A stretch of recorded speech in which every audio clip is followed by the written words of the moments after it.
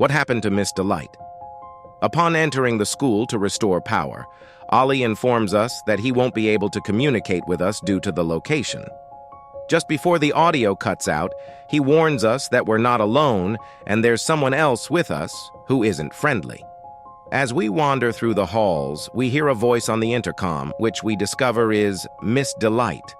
She speaks as if there are still students inside, instructing them to remain in their seats until the bell rings and not to roam the halls without a pass. After further navigating the school, the intercom comes on again and Miss Delight claims to recognize us, mentioning that we used to work there and questioning how we're still alive. Then we overhear Miss Delight supposedly talking to someone named Barb in the background, who turns out to be the mace she uses as her weapon.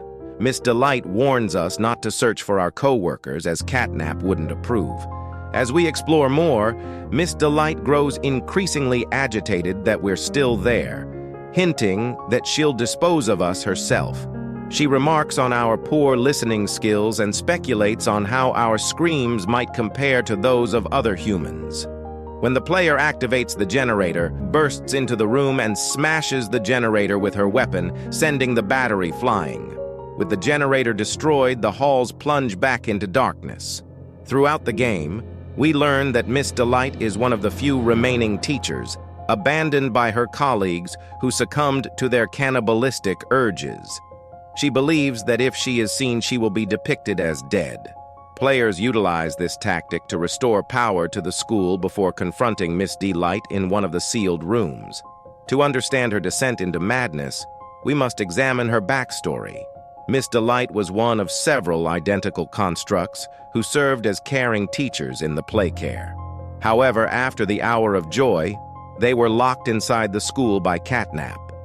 Miss Delight, sensing something ominous outside the door, created her signature weapon, Barb, made from sharpened colored pencils and other materials. It's speculated that the trauma of being trapped and the constant threat from outside led to her transformation into a deranged, unhinged figure. Her sisters deprived Miss Delight of food, causing her to slowly lose her sanity.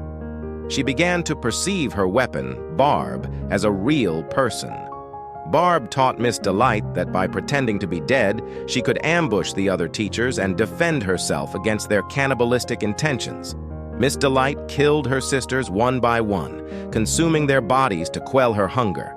Eventually, she found the door unlocked and encountered Catnap, forming a truce with him. It suggested that Catnap avoids entering the school due to Miss Delight's disturbing behavior.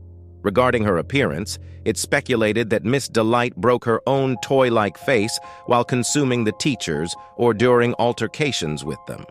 The tattered clothes and broken face suggest conflicts with the teachers who attempted to eat her.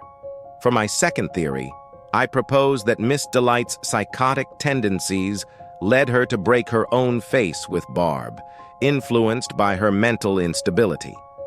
However, this theory seems unlikely because there's no evidence of Miss Delight engaging in self-destructive behavior. Still, it's possible that her face was mangled by her own actions, given the extent of the damage. The breakage extends beyond her mouth to her forehead, suggesting a deliberate and precise action. While the first theory remains the most plausible explanation, the appearance of Miss Delight's broken face raises questions about alternative possibilities.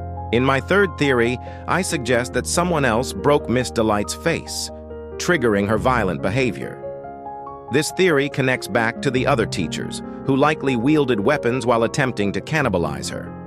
They may have caused significant damage to Miss Delight's face in their struggle, perhaps ripping it off entirely before she managed to escape.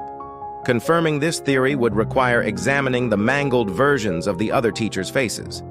If they all have similarly broken faces, it would support the idea that they were driven by a need to consume. This attribute is unique, as the other characters have their mouths visibly on the outer layer of their faces. While Braun may share similarities with Miss Delight, we lack sufficient information to confirm this.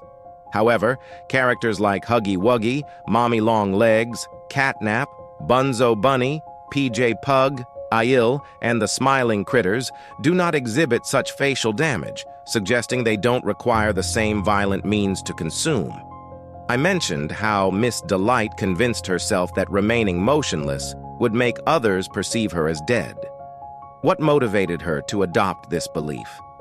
Well, as you explore the school, you come across cardboard cutouts of her character, as with all the other characters in Playtime Co. Miss Delight likely observed students walking by these cutouts as if they didn't exist and began to think that mimicking their behavior would yield similar results. Given Miss Delight's unstable mental state, this could be a significant factor in her decision to adopt such a peculiar movement pattern. In the pre-release version provided to content creators, Miss Delight would only move when the lights were off and freeze when they flickered back on. However, it's unclear why this behavior was changed. One possibility is that it would contradict the narrative of Miss Delight breaking the generator and cutting off the power entirely, rendering the light flickering mechanic nonsensical.